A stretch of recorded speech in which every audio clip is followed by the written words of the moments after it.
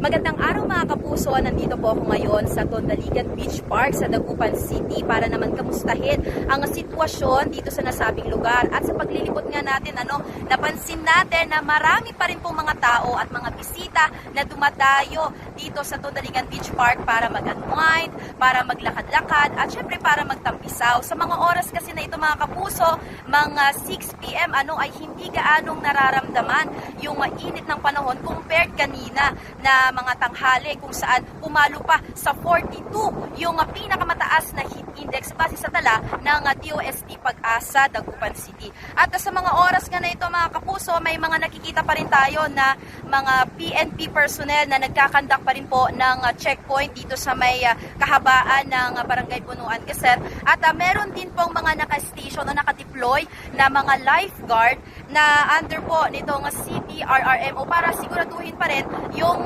kaligtasan ng mga bisita na pumupunta dito sa Tondaligan Beach Park. Usually, ang duty lang talaga nila ay umaabot ng hanggang 5 p.m. Pero nasabi na ng kanilang team leader na hanggat maaraw pa o maliwanag pa ay mag-e-extend sila ng duty para siguraduhin nga na walang untoward incident na mangyayari dito sa nasabing lugar.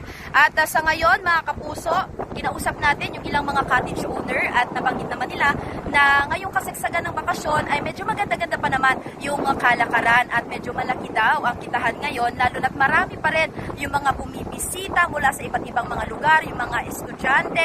Samantala, nakausap naman natin kanina yung Deputy Chief ng Dagupan City Police Station 6 at iginiit naman nila na may naka-deploy na 2 PNP personnel na 24/7 na nagbabantay dito sa kahabaan ng Tondaligan Beach Park para masigurado na wala raw yung mga matitigas ang ulo na namimilit pa rin na mag-night swimming, lalo na ipinagbabawal po ang night swimming dito sa nasabing lugar.